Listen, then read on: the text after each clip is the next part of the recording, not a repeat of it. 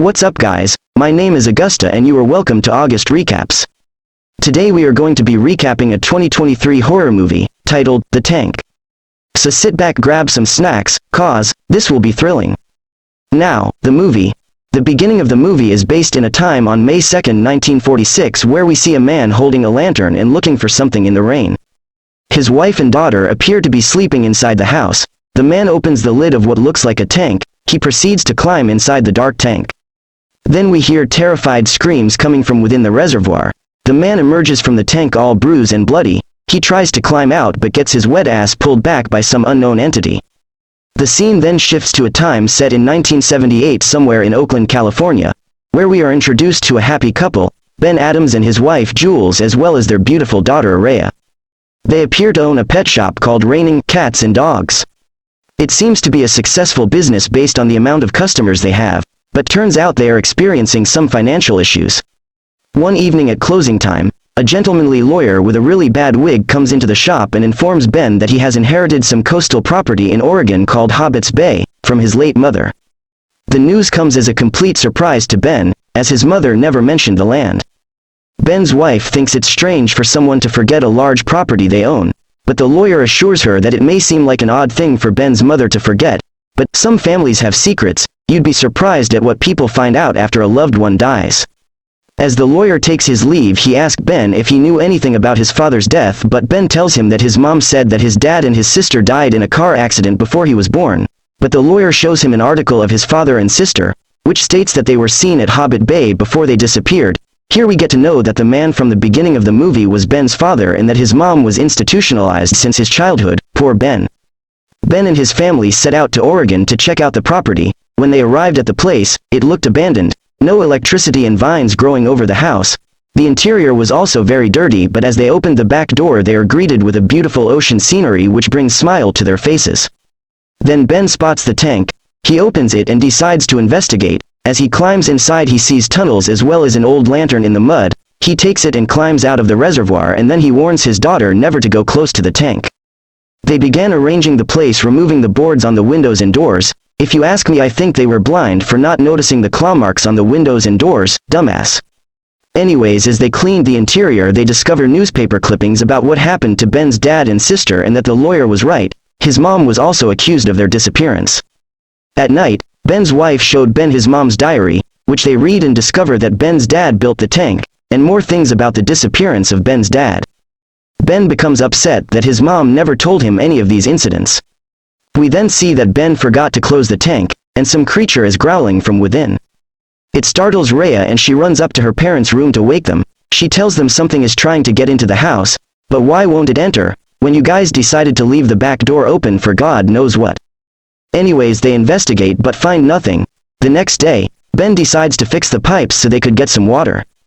He goes into the tank again and turns on the water. He discovers a deep cave and also a slimy unknown creature which he takes to his wife since she's an animal expert, and she confirms that it's some kind of amphibious creature. Archie the dog began barking at the tank like something was there. These piques Rhea's curiosity and she decided to check it out, but she gets frightened when she sees a creature inside. She calls out to her parents. They come out and Ben closes the tank. He tells her not to be scared, that maybe it's just a random animal. Maybe you should have listened to your child, Ben. They are then interrupted by a lady named Muriel who tells them that she has a buyer who is interested in the property. She hands them a check and it seems to be a lot of money due to the expression on their faces. She asked them if the money was enough. If not, they could negotiate with the buyer. Ben's wife decides they could sell the house for a higher amount. The lady seems to know a lot about the place, because she tells them things that they didn't even know about the place, and that the locals believed the land was cursed. But she laughs it off as superstition. Ben offers to give her a ride to her car, but she politely turns down the offer and proceeds to walk back to her car. As she got to her car, she started it but it didn't start because the tire was stuck in mud. As she comes out of her car to push it, she gets attacked by an unseen growling creature and it drags her smelly ass into the bushes. Guess she should have listened to the locals after all.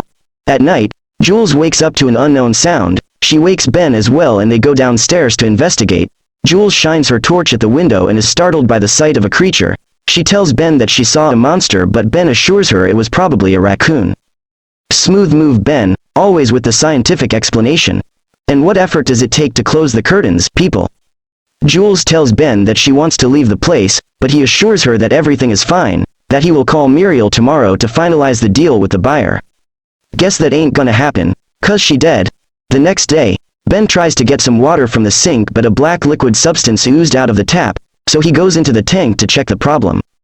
The water seems to reek of a bad stench. Suddenly Ben discovers a dead raccoon as well as a necklace which he shows to his wife, and it appears she recognizes it. Here we discover that the necklace belongs to Ben's missing sister. They decide to call the cops to investigate the tank. Ben decides to go to the gas station to get some gas, but on his way there, he stumbled upon Muriel's car lying in the middle of the road. As he comes out of his car to investigate, he hears flies buzzing in the bushes. He follows the sound and is shocked to find Muriel's mutilated body. He panics and runs back to his car, where he grabs his radio phone to call for help. Back at the house, Jules sees water prints on the floor. Coming from outside into the house, she goes to find a weapon to protect herself. She stumbles on a book in one of the rooms. It appears to belong to Ben's mom, 'cause we see flashbacks of Ben's mom and sister trying to flee from something. Here it is revealed that Ben's mom was the one who boarded the doors and windows. As Jules reads on, the door of the room closed shut, maybe due to the wind. She then hears growling coming from outside the door. She tries to pry it open but to no avail. Then she breaks the boarded window and climbs outside. Meanwhile, Ben rushes to the house like fast and furious. He tells his wife that Muriel is dead and that he called the police and they are on their way.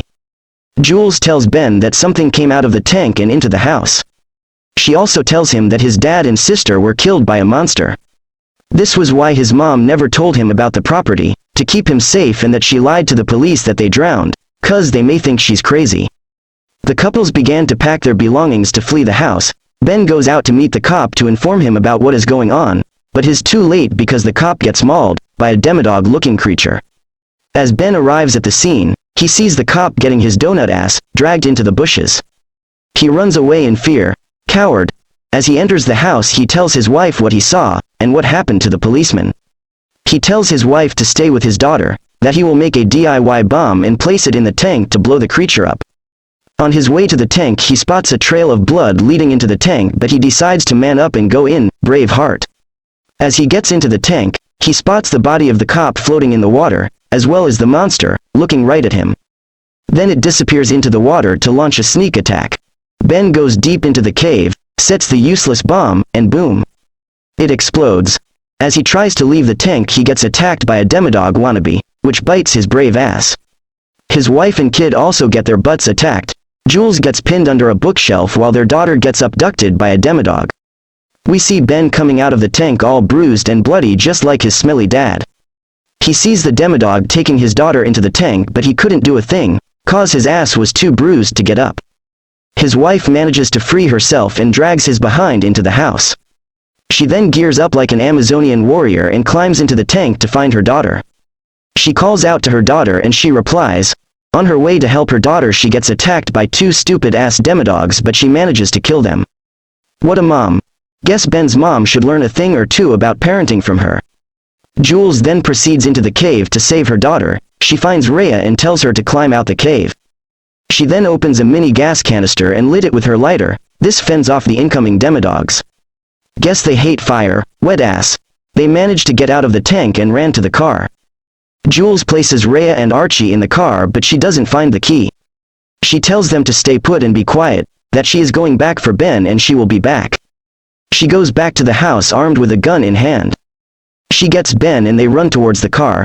These people are so dumb that they couldn't place something heavy on the tank's lid to keep it shut, but no, they decide to let those freaks come out, morons. They get into the car and try to flee. Suddenly a demo freak tries to bite their large-mouthed daughter, who wouldn't stop screaming for no reason, but Jules ends its shitty life with her gun. But seriously guys, close your car window. Like all these things wouldn't have happened if only you guys learned how to close your doors and windows. It's that simple. They finally drive away from the accursed place. The scene then shifts to a time in June 22, 1993. Here we see construction workers opening up the tank. They appear to be working on a building project, which we get to know through the blueprints present on the table, and then the movie ends. Not gonna lie, this movie pissed me off, because they would have avoided these mishaps if only they followed the simplest rule of horror movie. Always lock your doors and windows and close your curtains. Like seriously, what are they there for? Fashion? If you enjoy the movie, please don't forget to leave a like, and also click on the bell icon to get more notifications on new videos I will be posting. And please don't forget to subscribe, to help the channel grow. Till next time my brothers and sisters, adios.